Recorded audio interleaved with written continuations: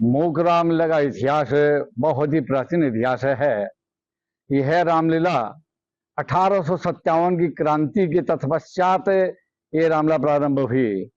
उस समय हमारे जो क्रांतिकारी थे, जो मतलब कि अंग्रेजों से छिपते हुए और बिछाओ में भी आए, और उस समय तत्कालीन 4 क्रांतिकारी बिछाओ के अंदर आए, जिनमें एक महिला क्रांतिकारी थी जिनका नाम था जमुना देवी जी, जो बहुत ही बड़ी आदेश भक्त और थी और साथ ही धार्मिक विचारों वाली महिला भी थी।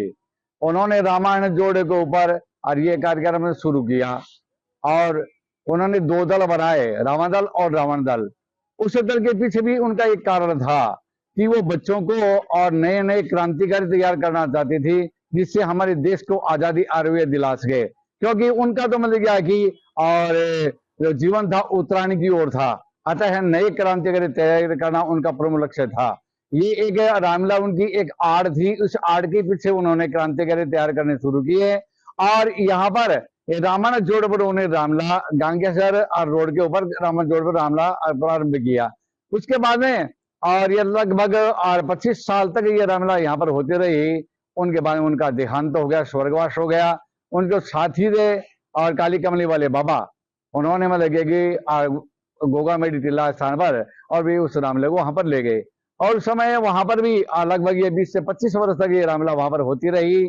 और उनका भी देहांत हो गया। देहांत होने के बाद में यह रामलीला शिखर मंदिर के पास में आ गई। शिखर के मंदिर के पास में भी होती रही।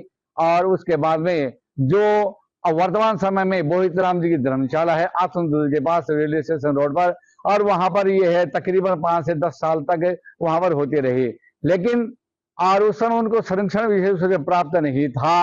और उस समय के तत्कालीन महाराजा ने और उस रामलीला को संरक्षण देकर के गढ़ के पास में जो वर्तमान स्थान है वहां पर इस रामलीला को करना प्रारंभ किया। अलग अलग स्थानों पर अलग अलग रामलीला होती है, लेकिन हमारी ये बिछाओ की जो मुख्य रामलीला है, जिसे आज विश्व की ऐतिहासिक धरोहर के रूप में अगर कहा जाए कोई अतिशयोक्ति नहीं होगी। कारण यह है कि यह है रामलीला और आश्विन और शुक्ला और एकम से लेकर के और पूर्णिमा तक 15 दिवसीय आयोजन किया जाता है। अन्य स्थानों पर केवल 10 दिवस आयोजन होता है।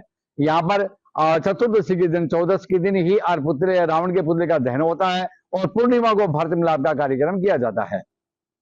इस रामलीला की एक विशेषता और भी रही है कि यह तकरीबन 350 साढ़े 300 फुट के लंबे और दायरे के अंदर यह रामलीला खेली जाती है।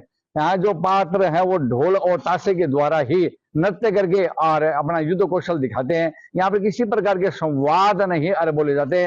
और यह सांप्रदायिक सौहार्द का प्रतीक भी है ये रामलीला। और सबसे बड़ा उद्देश्य यह था सनातन धर्म का प्रचार प्रसार करना और एवं देश के मतलब की और हित चिंतक व देश सेवकों को तैयार करना यहाँ का लक्ष्य था। रामलीला के इस दंगल के अंतर्गत उत्तर दिशा की ओर अयोध्या जी की कुटिया लगाई जाती है और दक्षिण दिशा में और रावण की अलंका बनाई जाती है।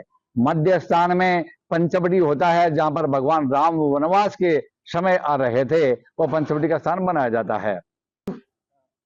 एक और प्रमुख यहाँ की विशेषता है राम, लक्ष्मण, भरत, शत्रुघ्न, सीता जी, इन 5 पात्रों के अलावा जितने भी पात्र होते हैं उन सभी पात्रों के मुखौटा लगाया जाता है, जो कई प्रकार के साज सजावट के मुखौटे होते हैं। प्राचीन समय में जब यह रामलीला शुरू हुई थी, उस समय उद्देश्य यह था कि देश को आजाद कराने के लिए नए नए क्रांतिकारी तैयार करना। और जो जमुना जी साध्वी थी, उन्होंने नए नए छोटे छोटे बच्चों को मल्ल युद्ध आदि करना सिखाया था। और इसके पीछे यही मूल कारण था। वर्तमान समय के अंदर यह है केवल सनातन धर्म के प्रचार प्रसार के उद्देश्य से और ये रामलीला की जा रही है।